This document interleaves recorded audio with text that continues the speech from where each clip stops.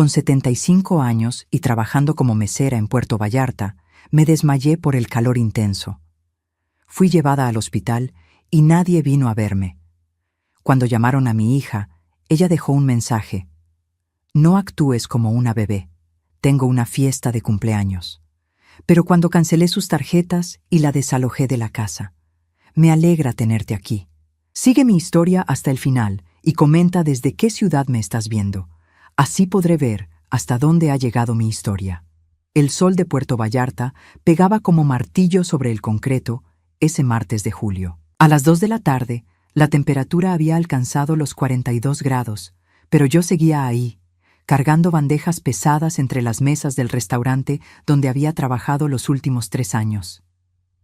75 años cumplidos el mes pasado, y todavía corriendo de mesa en mesa como si tuviera la mitad de mi edad. Sentí el primer mareo cuando llevaba una bandeja con 5 platos de mariscos a la mesa 12.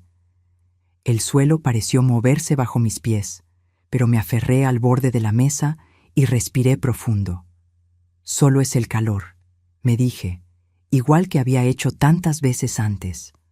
Paola me había dicho que era dramática cuando me quejé la semana pasada del cansancio. Mamá, todas las mujeres de tu edad trabajan, no eres especial. El segundo mareo llegó cuando regresaba a la cocina por más bebidas. Esta vez tuve que apoyarme contra la pared, sintiendo cómo el sudor frío me cubría la frente mientras mi corazón latía como loco. Los otros meseros pasaban corriendo a mi lado, nadie se detuvo a preguntarme si estaba bien. A mi edad, uno se vuelve invisible, especialmente cuando estás ahí para servir. Fue en el tercer viaje cuando mi cuerpo finalmente se rindió. Llevaba una jarra de agua helada cuando las piernas simplemente dejaron de sostenerme. Lo último que recuerdo fue el sonido del vidrio rompiéndose contra el suelo y las voces lejanas gritando mi nombre. Desperté en una camilla, con una enfermera joven revisando mi presión arterial. El aire acondicionado del hospital se sentía como un abrazo después del infierno de calor del restaurante. Señora Consuelo, tuvo un colapso por el calor extremo, me explicó con voz amable. Está deshidratada y su cuerpo está exhausto. ¿Hay alguien a quien podamos llamar? Le di el número de Paola, mi única hija, mi única familia. La enfermera salió y yo me quedé ahí, mirando el techo blanco, sintiendo por primera vez en años lo que era no tener dolor en los pies. 45 minutos después, la enfermera regresó con una expresión extraña en el rostro. Señora, hablé con su hija, dijo, evitando mi mirada. Ella dice que no puede venir ahora porque tiene una fiesta de cumpleaños y que no actúe como un bebé. Las palabras cayeron sobre mí como cubetas de agua fría. Por un momento pensé que había escuchado mal, que tal vez la enfermera había confundido los mensajes. Pero la expresión incómoda en su cara me confirmó que había escuchado perfectamente. ¿Eso dijo? ¿Exactamente esas palabras? Pregunté, aunque ya conocía la respuesta. La enfermera asintió lentamente. También dijo que usted tiende a exagerar las cosas y que probablemente estará bien para mañana. Sentí algo quebrarse dentro de mi pecho, algo que había estado agrietándose durante años, pero que finalmente se rompió por completo. No era mi corazón. Los doctores ya habían confirmado que físicamente estaba estable. Era algo más profundo, más doloroso. Era la última gota de esperanza que tenía de que mi hija me amara de verdad. 43 años. 43 años tenía Paola, y yo seguía esperando a que madurara, a que se diera cuenta de cuánto había sacrificado por ella. Pero mientras yo estaba en un hospital, sola y asustada, ella estaba preocupada por una fiesta. No se preocupe por mí, le dije a la enfermera con la voz más firme que pude reunir. Estaré bien sola. Esa noche, acostada en esa cama de hospital, empecé a recordar. Recordé cuando Paola tenía 8 años y se enfermó de neumonía. Yo dormí 3 noches en una silla incómoda junto a su cama, sin separarme ni un segundo. Recordé cuando a los 16 se rompió la pierna en un accidente de bicicleta, y yo falté 2 semanas al trabajo para cuidarla, perdiendo el dinero que necesitaba para pagar la renta. Recordé cuando su padre murió en ese accidente de tráfico hace 20 años, y cómo le prometí entre lágrimas que nunca le faltaría nada, que yo sería madre y padre para ella. Cumplí esa promesa, pero ¿a qué costo? La enfermera del turno nocturno era una mujer mayor, tal vez de mi edad. Se acercó cerca de las 11 de la noche para revisar mis signos vitales y debe haber notado las lágrimas en mis ojos. Mi hija no pudo venir, le expliqué sin que me preguntara. Tenía algo más importante que hacer. Ella me tomó la mano con suavidad. A veces las personas que más amamos son las que más nos lastiman, me dijo. Pero eso no significa que tengamos que seguir permitiéndolo. Sus palabras se quedaron conmigo toda la noche. Cuando el doctor llegó por la mañana para darme el alta, ya había tomado una decisión. No iba a llamar a Paola para que viniera por mí. No iba a rogarle que se preocupara. Por primera vez en 43 años, iba a actuar como si no necesitara a mi hija. Tomé un taxi de vuelta a casa, pagando los $20 del viaje con el dinero que tenía en mi cartera para emergencias. Mientras el taxi avanzaba por las calles familiares de Puerto Vallarta, miré mi reflejo en la ventana y vi algo que no había visto en años: determinación. Paola iba a descubrir muy pronto que su madre no era tan dramática después de todo. Iba a descubrir que había confundido mi amor con debilidad durante demasiado tiempo. Y cuando lo hiciera, tal vez ya sería demasiado tarde para arreglar el daño que había causado con su indiferencia cruel. El taxi se detuvo frente a mi casa, esa casa que había estado pagando sola durante décadas mientras Paola vivía en ella sin contribuir con un solo peso. Miré la fachada que conocía de memoria y supe que todo estaba a punto de cambiar. Cuando entré a la casa después del hospital, encontré a Paola exactamente donde la había dejado 2 días antes, tirada en el sofá de la sala, viendo televisión en pijama a las 3 de la tarde. Ni siquiera volteó cuando escuchó la puerta. «¿Cómo estuvo tu fiesta?», pregunté, dejando mi bolsa junto a la entrada. «Bien», respondió sin apartar los ojos de la pantalla. «¿Ya terminaste con tu drama del hospital?».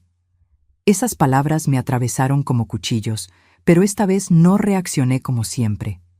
No le grité, no lloré, no traté de explicarle lo asustada que había estado. Simplemente fui a mi cuarto y cerré la puerta. Necesitaba pensar. Necesitaba recordar cómo había llegado a este punto. Me senté en el borde de mi cama y miré alrededor. Esta habitación había sido mía y de Roberto durante 15 años felices. Después de su muerte, se convirtió en mi refugio, el único lugar donde podía llorar sin que Paola me dijera que era demasiado dramática. Las paredes estaban llenas de fotografías de nuestra pequeña familia. Roberto cargando a Paola bebé, yo enseñándole a caminar, los 3 en la playa cuando ella tenía 10 años. Pero mientras miraba esas imágenes, empecé a notar algo que nunca había visto antes. En casi todas las fotos de los últimos 20 años, yo estaba trabajando. Paola graduándose de la preparatoria mientras yo llevaba el uniforme del restaurante donde trabajaba, dobles turnos para pagar su ceremonia. Paola en su fiesta de 20 años mientras yo servía los canapés que había preparado después de trabajar todo el día. Paola en su boda hace 5 años, radiante en un vestido que me costó $3,000 que no tenía. Su matrimonio duró exactamente 8 meses. Cuando su esposo se hartó de mantener a una mujer que se negaba a trabajar y que gastaba su dinero en ropa y salidas, Paola regresó a mi casa llorando. «Es que no me entiende, mamá», me había dicho. «Dice que soy una mantenida, pero yo tengo derecho a ser feliz». Le creí, como siempre le creí. Le dije que podía quedarse el tiempo que necesitara para encontrarse a sí misma. Eso fue hace 4 años, y desde entonces no había movido ni un dedo para conseguir trabajo o contribuir con los gastos de la casa. Abrí el cajón de mi mesa de noche y saqué un folder que había estado evitando mirar durante meses.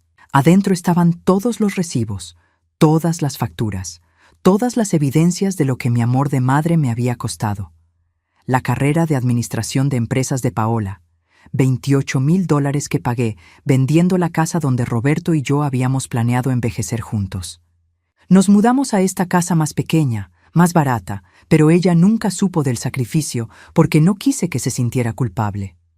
Los gastos médicos, cuando se enfermó a los 25, $8,000 que pagué trabajando 3 empleos simultáneamente durante un año completo. Las vacaciones a Cancún que le regalé para sus 30. $3,500 de mis ahorros para el retiro. Su boda. Los 3,000 del vestido más otros 5,000 de la recepción que insistió en hacer en el hotel más caro de la ciudad. Y ahora, cada mes, seguía pagando todo. La hipoteca de la casa, $1,200 mensuales. La luz, $200 porque Paola nunca apagaba el aire acondicionado. El agua, $150 de sus duchas interminables. La comida, $400 porque solo comía productos orgánicos y caros. El teléfono celular, $120 del plan más caro disponible. La gasolina de su auto, $300 mensuales para ir de fiesta en fiesta. En total, gastaba más de $2,500 mensuales manteniendo a una mujer adulta de 43 años que se negaba rotundamente a trabajar. Y yo, a los 75 años, seguía de pie 8 horas diarias en ese restaurante, con los pies hinchados y la espalda destruida, para que ella pudiera vivir como una princesa. Escuché sus pasos en el pasillo y guardé rápidamente los papeles. La puerta se abrió sin que tocara. Paola nunca tocaba la puerta de mi cuarto, así como nunca pedía permiso para nada. ¿Vas a hacer de cenar o qué?, preguntó recargándose en el marco. Me muero de hambre y no hay nada que me guste en el refrigerador. La miré realmente por primera vez en años. Su cabello estaba perfectamente arreglado con un corte que costaba $200 cada mes. Sus uñas lucían una manicura francesa impecable de $80 semanales. Su ropa era de marca, cara, nueva. Se veía descansada, relajada, sin una sola preocupación en el mundo. Claro, hija, respondí como había hecho miles de veces antes. Déjame descansar un poco y después cocino. Gracias, ma. Y necesito que me des dinero para salir mañana con mis amigas.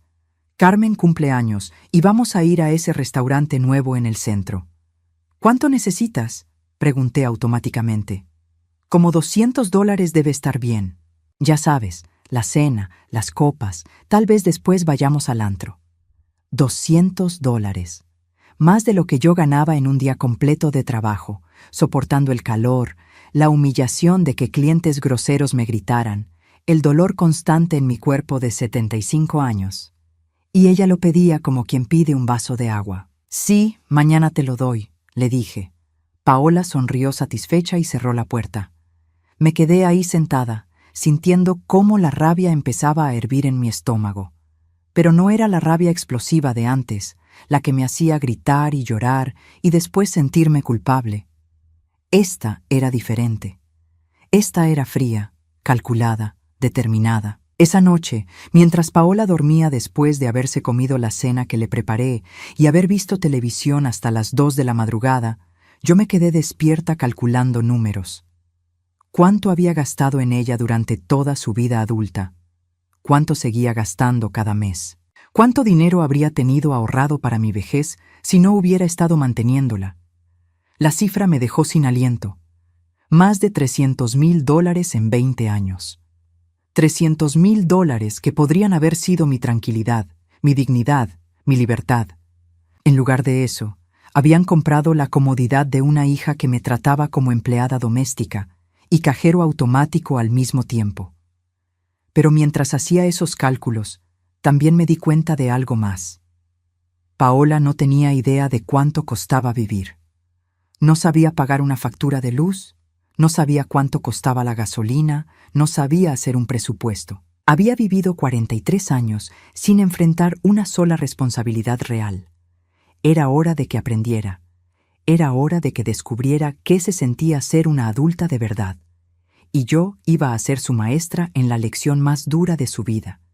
El descubrimiento llegó por casualidad, como suelen llegar las verdades más dolorosas. Era viernes por la mañana y yo estaba limpiando la sala mientras Paola dormía hasta tarde, como siempre. Su teléfono había quedado sobre la mesa de centro y cuando lo moví para limpiar debajo, la pantalla se encendió mostrando un mensaje de WhatsApp. No era mi intención leer sus conversaciones privadas, pero las palabras estaban ahí, brillando en la pantalla como una bofetada. Mi mamá está siendo súper dramática otra vez. Ayer se desmayó en el trabajo y los del hospital me llamaron como si fuera una emergencia. Le dije que no podía ir porque era el cumple de Sofía. Estas viejas siempre exageran todo para llamar la atención. Mi corazón se detuvo. Tomé el teléfono con manos temblorosas y seguí leyendo la conversación con su amiga Carmen. Ja, ja, ja. Mi abuela era igual. ¿Y qué hiciste?, había respondido Carmen. Nada, al final llegó solita a la casa. Te digo que puro teatro. Ahora está toda sentida conmigo, pero ya se le pasará. Siempre pasa lo mismo. ¿Y sigues viviendo con ella? Obvio, ¿dónde más? La casa es grande, no pago renta, y ella me cocina y lava mi ropa. Además, me da dinero para salir. Es como tener una empleada gratis, pero que también es cajero automático. Las palabras siguientes me destrozaron completamente. Lo único malo es que a veces me da pena cuando salgo con ustedes y preguntan en qué trabajo.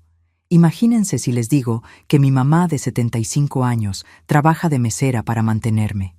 Mejor les digo que estoy entre trabajos o que cuido a mi mamá enferma. Tienes razón. Suena mejor. Exacto.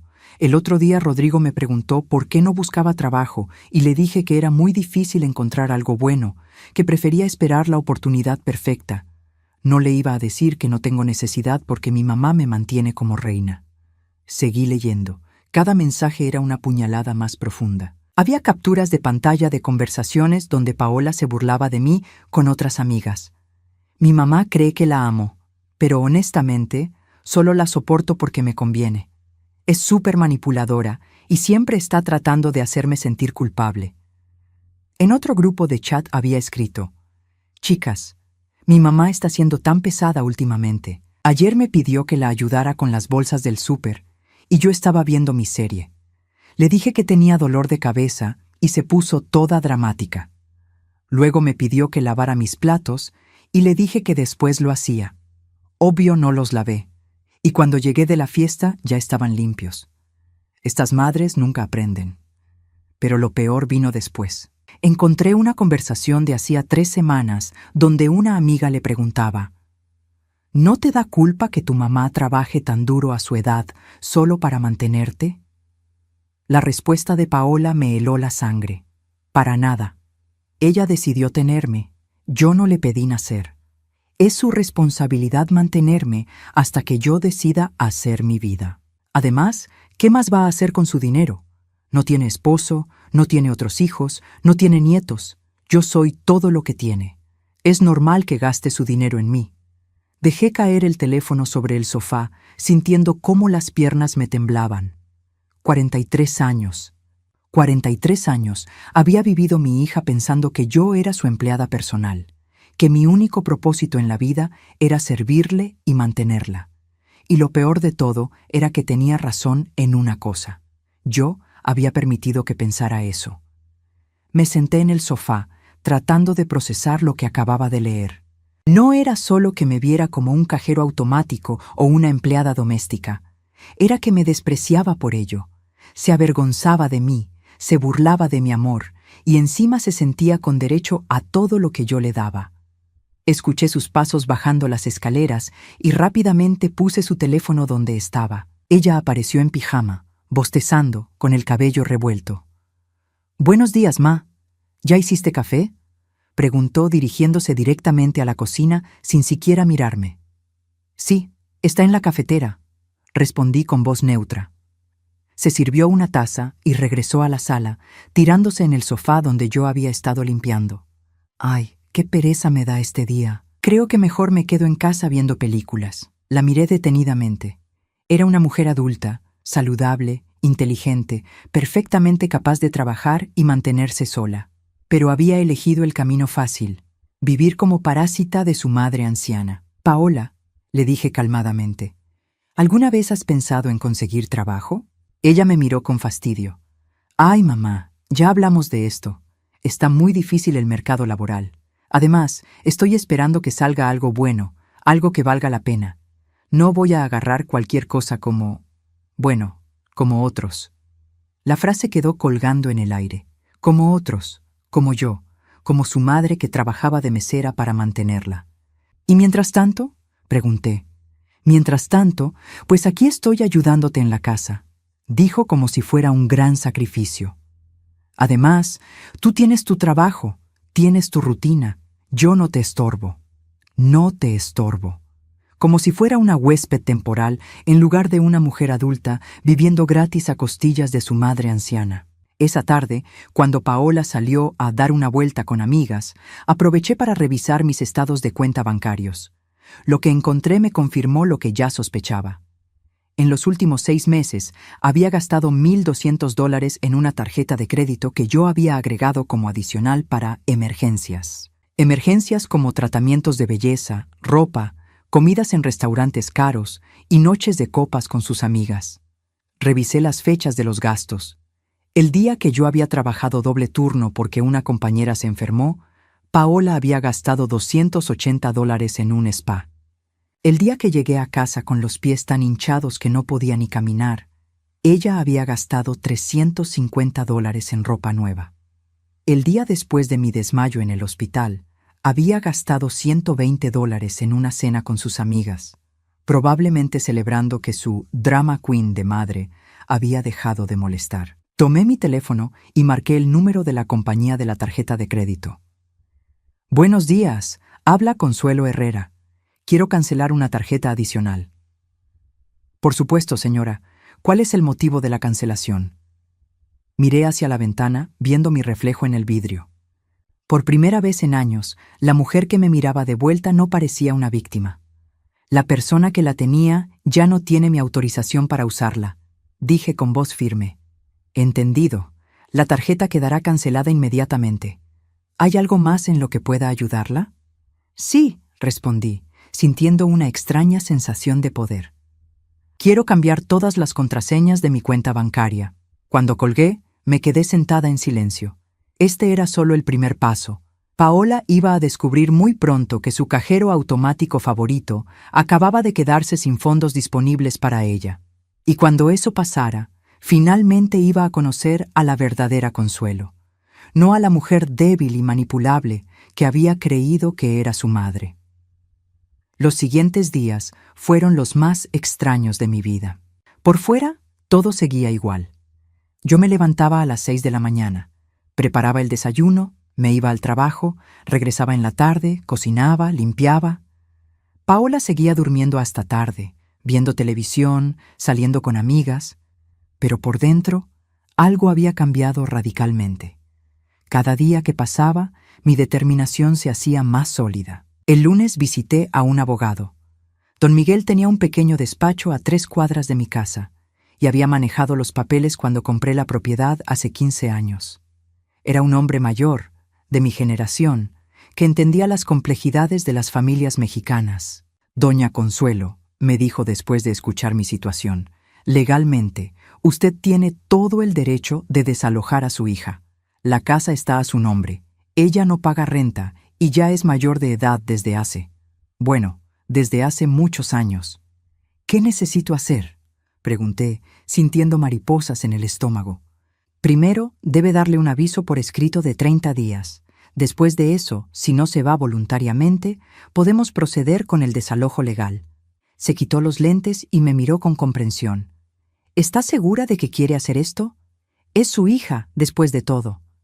Don Miguel, le dije, mi hija tiene 43 años y nunca ha pagado una sola factura en su vida. Yo tengo 75 años y sigo trabajando para mantenerla. ¿Le parece justo? Él negó con la cabeza. Para nada, doña. He visto muchos casos como el suyo. A veces el amor de madre se confunde con permitir que nos utilicen. Salí del despacho con los papeles del desalojo en mi bolsa, sintiendo una mezcla de terror y liberación. Pero antes de llegar a casa, hice otra parada que llevaba planeando desde el fin de semana: el banco. Quiero abrir una cuenta nueva, le dije a la ejecutiva, una cuenta donde solo yo tenga acceso. Durante años, Paola había tenido acceso a mi cuenta principal. No como titular, pero sí sabía mis contraseñas, conocía mis movimientos y prácticamente manejaba mi dinero como si fuera suyo. Eso se acababa hoy. También quiero que transfieran todo mi dinero a esta cuenta nueva, continué.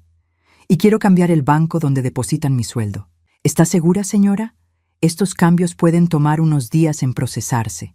Estoy completamente segura. Esa noche, Paola llegó tarde como siempre, riéndose por teléfono con alguna amiga. La escuché subir a su cuarto, hacer ruido hasta las 2 de la madrugada, y después por fin todo quedó en silencio. Entonces, yo me quedé despierta hasta las 4, revisando todos los documentos que había preparado durante el día. El martes fue cuando empezó lo bueno. Paola bajó a desayunar como siempre, pero esta vez encontró algo diferente en la mesa junto a su café: una hoja de papel impresa. ¿Qué es esto, ma?, preguntó sin realmente leerlo, asumiendo que era algún recibo o documento aburrido. Léelo, le dije tranquilamente, sirviéndome mi propio café. Ella suspiró dramáticamente y tomó el papel. La vi mientras sus ojos recorrían las líneas, y pude ver el momento exacto en que las palabras llegaron a su cerebro. Su expresión cambió de aburrimiento a confusión y después a shock completo. «¿Qué es esto?», gritó, poniéndose de pie tan rápido que tiró su silla. «¿Un aviso de desalojo? ¿Me estás corriendo de la casa? Te estoy dando 30 días para que encuentres tu propio lugar», respondí con una calma que no sabía que poseía. «Estás loca. Soy tu hija. No puedes correrme de mi propia casa». «Esta no es tu casa, Paola, es mi casa. Yo la compré, yo pago la hipoteca, yo pago todos los gastos. Y después de 43 años, creo que ya es hora de que tengas tu propia casa».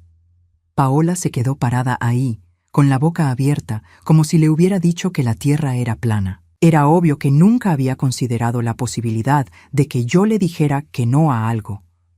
«No puedes hacerme esto», dijo, y por primera vez en años, su voz sonaba asustada en lugar de demandante.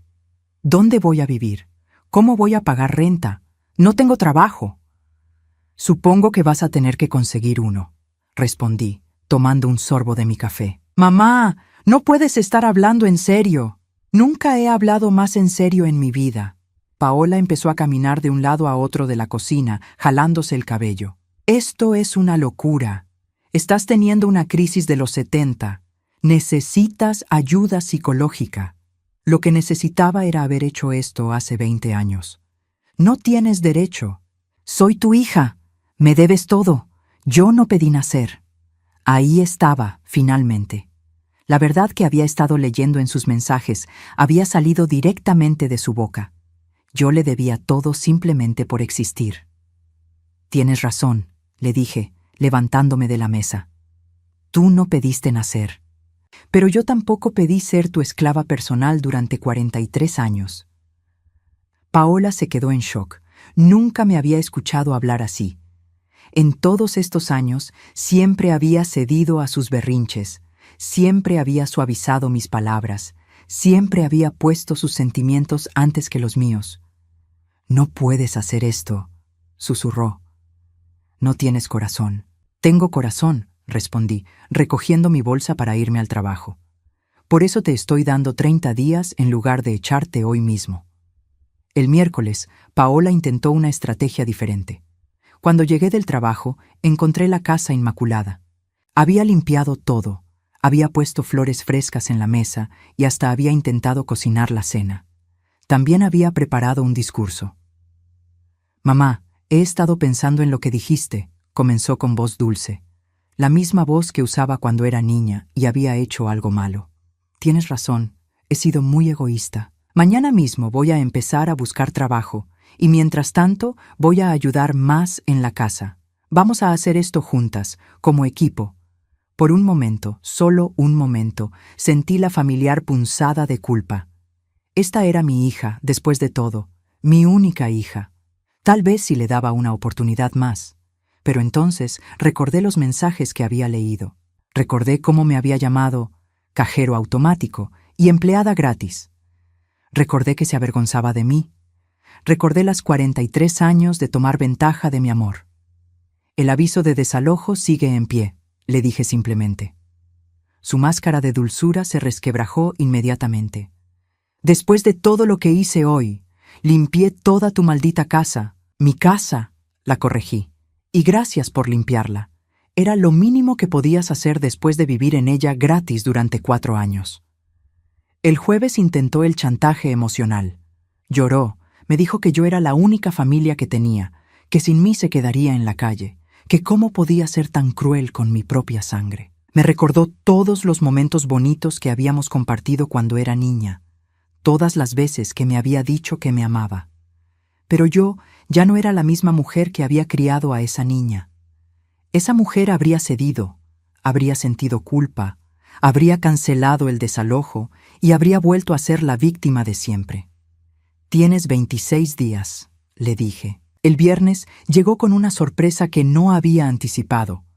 Paola había estado tan ocupada con sus dramas que no se había dado cuenta de que ya no tenía acceso a mi dinero, hasta que trató de usar la tarjeta de crédito para salir con sus amigas y le fue rechazada en el restaurante. Llegó a casa furiosa, gritando desde la puerta. «La tarjeta no funciona. Las cajeras me dijeron que estaba cancelada. Me hiciste quedar en ridículo frente a mis amigas». «La cancelé el lunes», le dije sin levantar la vista del libro que estaba leyendo. «¿Qué? No puedes hacer eso. Esa tarjeta es mía». Esa tarjeta estaba a mi nombre, en mi cuenta, con mi dinero, y ahora está cancelada. Paola se quedó ahí parada, respirando pesadamente, finalmente entendiendo que esto no era una rabieta temporal de mi parte. Esto era real. «¿Qué voy a hacer?», preguntó, y por primera vez en décadas sonaba como una persona que finalmente entendía que tenía un problema. «Supongo que lo mismo que hace el resto de la humanidad», respondí. «Trabajar». Esa noche, por primera vez en años, dormí profundamente. No me despertaron los ruidos de Paola llegando tarde. No me quedé preocupada pensando en cómo iba a pagar sus gastos del mes siguiente. Solo dormí, sabiendo que había tomado el control de mi propia vida después de tanto tiempo de habérsela entregado a alguien que nunca la había valorado. El sábado por la noche, todo explotó. Paola había pasado una semana completa tratando de encontrar alguna forma de hacer que yo cambiara de opinión, pero nada había funcionado. Sus súplicas, sus promesas, sus lágrimas, su chantaje emocional, todo había rebotado contra la nueva versión de mí que había emergido después de aquella noche en el hospital. Llegó a casa pasadas las 2 de la madrugada, y por el ruido que hacía al caminar, era obvio que había estado bebiendo, mucho. Escuché cómo subía las escaleras tropezándose, maldiciendo entre dientes, tirando cosas. Parte de mí quería levantarme a asegurarme de que estuviera bien, como había hecho durante décadas. Pero me quedé en mi cama, escuchando. Unos minutos después, mi puerta se abrió de golpe. Paola estaba ahí parada en el marco, balanceándose ligeramente, con los ojos vidriosos y la cara desencajada por la rabia y el alcohol.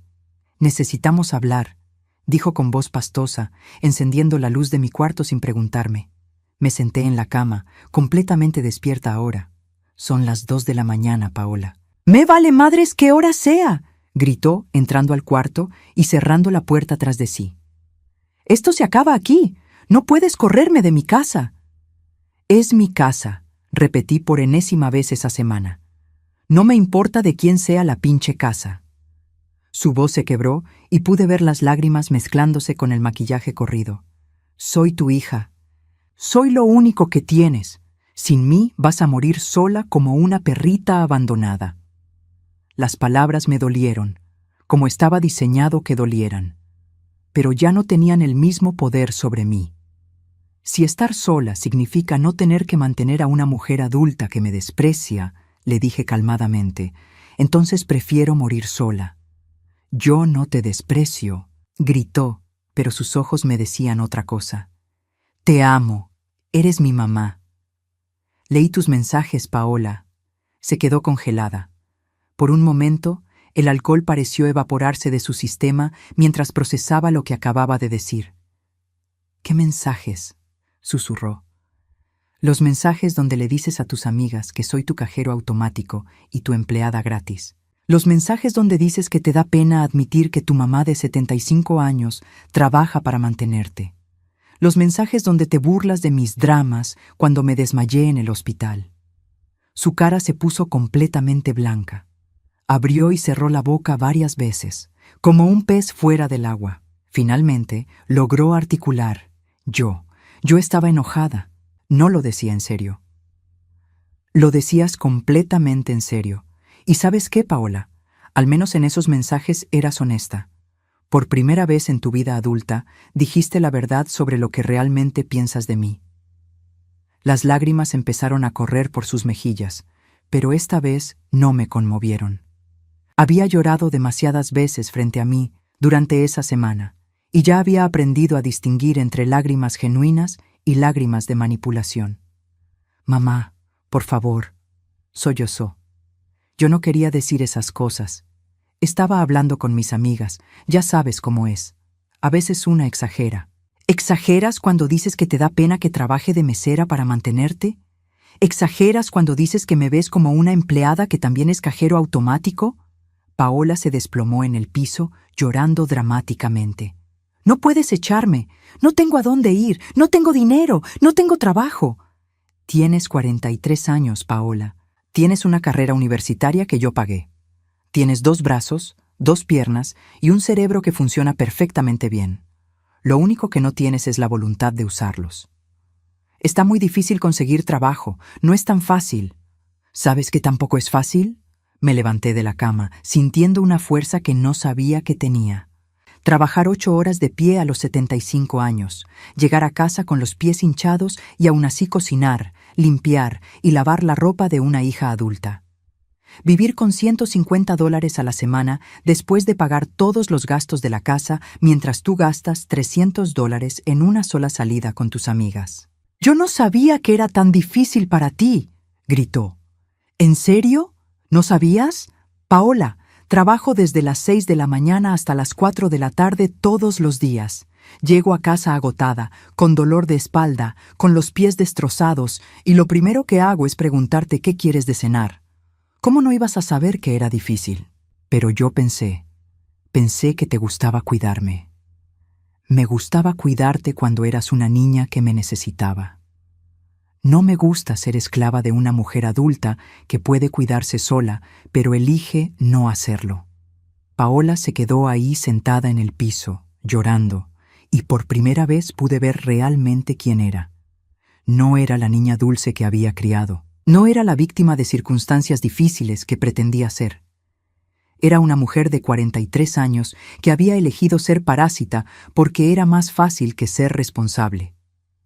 «Mamá», dijo con voz quebrada, «si me corres, te vas a arrepentir. Vas a estar sola. Nadie más te va a querer. Nadie más va a cuidarte cuando estés vieja y enferma». Esas palabras fueron diseñadas para destrozarme, para activar todos mis miedos más profundos sobre el abandono y la soledad. Y funcionaron, pero no como ella esperaba. En lugar de hacerme ceder, me hicieron darme cuenta de algo fundamental. «Paola», le dije con una calma que me sorprendió, «tú no me quieres. Tú quieres lo que yo te doy. Y tú no me cuidas ahora que estoy vieja y enferma. De hecho, cuando me desmayé y fui al hospital, ni siquiera viniste a verme porque tenías una fiesta. Eso fue diferente. No, eso fue exactamente quién eres tú. Y si esa es la persona que va a cuidarme en mi vejez, prefiero cuidarme sola». Se levantó del piso, tambaleándose ligeramente, y me miró con una mezcla de odio y desesperación. «Está bien», dijo limpiándose la cara con la manga. «Si eso es lo que quieres, perfecto. Pero no vengas llorando conmigo cuando te des cuenta de que cometiste el error más grande de tu vida». «El error más grande de mi vida fue criarte creyendo que no tenías que enfrentar consecuencias por tus acciones», le respondí. «Pero nunca es demasiado tarde para corregir los errores». Paola me miró una vez más, como si estuviera esperando que yo corriera hacia ella, que la abrazara, que le dijera que todo iba a estar bien como había hecho miles de veces antes. Pero me quedé donde estaba, firme en mi decisión. «Me voy a ir», dijo finalmente. «Pero cuando me vaya, no voy a regresar jamás. Vas a perder a tu única hija para siempre. Si la única forma de tener una hija es siendo su esclava», le dije, «entonces prefiero no tener hija». Paola salió de mi cuarto azotando la puerta. La escuché moverse por la casa, tirando cosas, maldiciendo, probablemente empacando algunas pertenencias. No salí de mi cuarto, no fui a calmarla. No traté de arreglar las cosas como había hecho durante toda mi vida. Me quedé ahí sentada en mi cama, sintiendo algo que no había sentido en décadas: paz. Por primera vez en 43 años, no estaba preocupada por los sentimientos de Paola, por sus necesidades, por su bienestar. Estaba pensando en mí misma, en mi propia vida, en mi propio futuro. Escuché cuando su auto arrancó en la entrada y se alejó en la noche. No sabía a dónde había ido, probablemente a casa de alguna amiga que le permitiría quedarse unos días mientras se lamentaba de lo cruel que era su madre. Pero por primera vez en mi vida, sus problemas eran solo suyos, no míos. Me acosté nuevamente y cerré los ojos. Mañana sería el primer día del resto de mi vida, una vida donde las decisiones serían mías, donde mi dinero sería mío, donde mi tiempo sería mío. Y por primera vez en décadas, ese pensamiento no me daba miedo, me daba esperanza. 6 meses después de esa noche, me despierto cada mañana en una casa que por fin se siente como mi hogar. No hay ropa tirada en la sala, no hay platos sucios esperándome en el fregadero, no hay televisión a todo volumen hasta las 2 de la madrugada. El silencio que una vez me aterró se ha convertido en mi compañía más preciada. Paola se fue esa noche de tormenta y no regresó. Durante las primeras semanas, me llegaban reportes indirectos a través de conocidos mutuos: que estaba quedándose con una amiga, que había conseguido un trabajo de medio tiempo en una tienda, que decía que yo me había vuelto loca y cruel en mi vejez. Al principio, cada noticia me dolía como una herida abierta, pero gradualmente el dolor se transformó en algo diferente: alivio.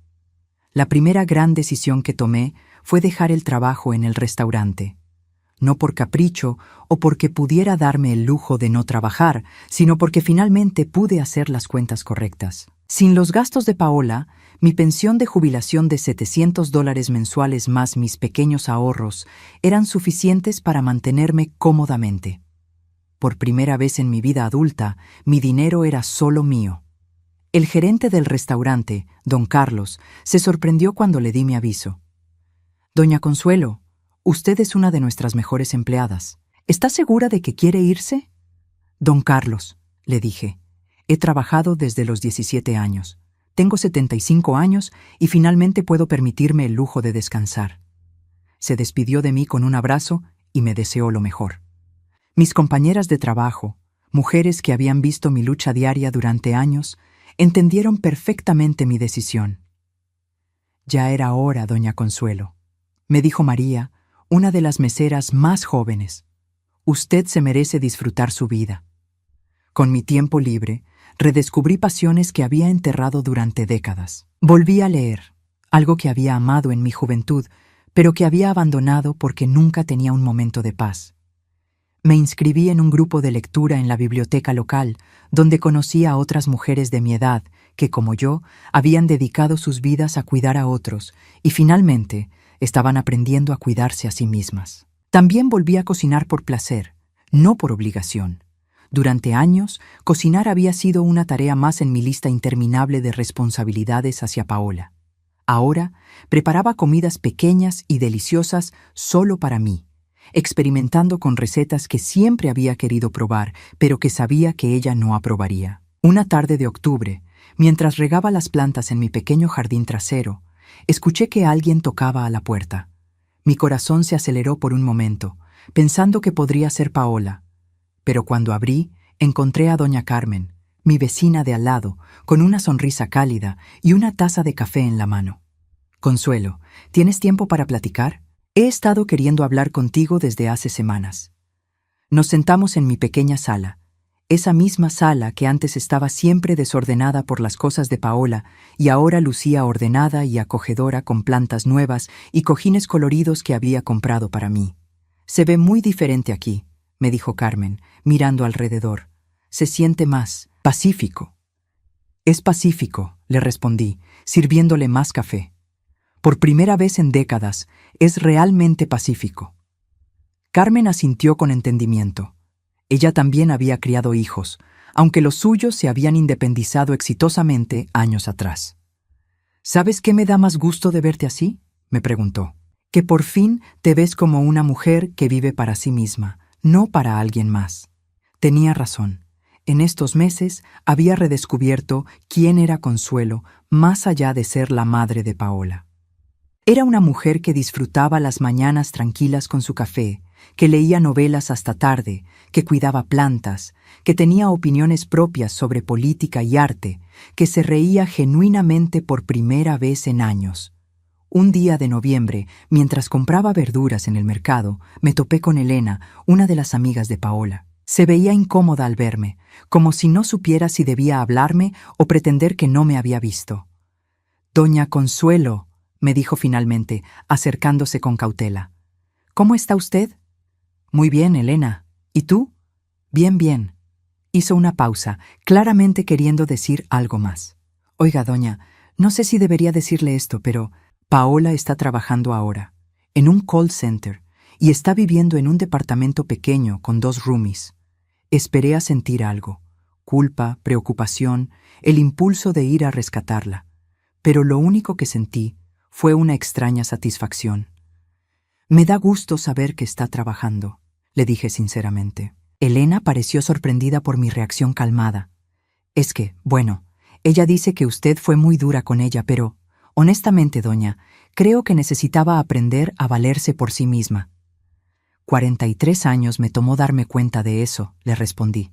Pero mejor tarde que nunca. Esa conversación me confirmó algo que había empezado a sospechar. Paola estaba bien. No había muerto, no estaba en la calle, no había caído en desgracia.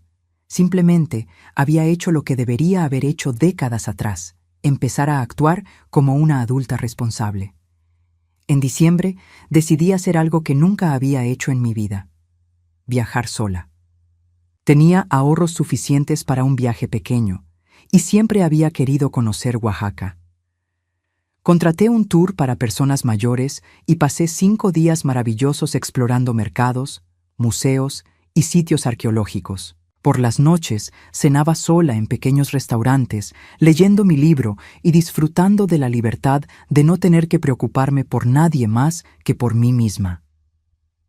Fue en ese viaje donde conocí a Esperanza, una mujer de 72 años de Ciudad de México que, como yo, había decidido empezar a vivir para sí misma después de décadas de sacrificio. ¿Sabes cuál es el problema con nosotras las mujeres mexicanas?, me dijo una noche mientras tomábamos té en el hotel. Nos enseñaron que nuestro valor estaba en cuánto nos sacrificábamos por otros. Nadie nos dijo que también teníamos derecho a ser felices. Regresé de Oaxaca transformada. No solo había disfrutado cada momento del viaje, sino que había demostrado algo importante. Podía ser feliz sola. No necesitaba la aprobación de Paola, no necesitaba ser necesitada por ella. Podía vivir una vida plena y satisfactoria siendo simplemente Consuelo. La Navidad llegó sin drama por primera vez en años. No tuve que cocinar para 20 personas, no tuve que comprar regalos caros que no podía costear. No tuve que lidiar con las quejas de Paola sobre cómo nunca hacía suficiente por ella. En lugar de eso, pasé la víspera de Navidad con Carmen y su familia, llevando un postre que había hecho con amor y sin presión. En enero, exactamente un año después de mi colapso en el restaurante, hice algo simbólico. Doné toda la ropa que Paola había dejado en la casa. Vestidos caros que yo había pagado, zapatos que nunca había usado 2 veces, accesorios que había comprado compulsivamente con mi dinero. Todo fue a una organización benéfica que ayudaba a mujeres trabajadoras de bajos recursos a conseguir ropa apropiada para entrevistas de trabajo. Mientras empacaba esas cosas, encontré una fotografía que se había caído detrás del tocador de Paola. Era una foto nuestra de cuando ella tenía 5 años. Estábamos en la playa, ella sobre mis hombros, ambas riendo genuinamente. Por un momento sentí una punzada de nostalgia por esa niña dulce que había criado con tanto amor. Pero entonces recordé que esa niña había crecido y había elegido convertirse en una mujer que me veía como su empleada personal. El amor que había sentido por la niña de la fotografía no me obligaba a tolerar el abuso de la adulta en la que se había convertido. Guardé la fotografía en una caja con otros recuerdos de su infancia, pero no en un lugar prominente. Era parte de mi pasado, pero ya no definiría mi futuro. Ahora, mientras escribo esto en mi pequeño estudio que antes era el cuarto de huéspedes, puedo decir con certeza que tomé la decisión correcta. Mi vida a los 76 años es mejor de lo que había sido en décadas. No porque tenga más dinero o menos responsabilidades, sino porque finalmente aprendí algo fundamental. El amor propio no es egoísmo, es supervivencia. Algunas mañanas, cuando me despierto en mi casa silenciosa y ordenada, pienso en Paola. Me pregunto si habrá aprendido a valorar lo que tenía cuando lo perdió, si habrá entendido finalmente que el amor no puede existir donde no hay respeto. Pero esos pensamientos son breves, porque tengo cosas más importantes en qué pensar. ¿Qué libro voy a leer hoy? ¿Qué voy a cocinar para el almuerzo? ¿Si voy a caminar por el parque o trabajar en mi jardín? Por primera vez en mi vida, mis días me pertenecen completamente. Y esa libertad, esa dignidad recuperada, vale más que cualquier cantidad de amor fingido o respeto obligado.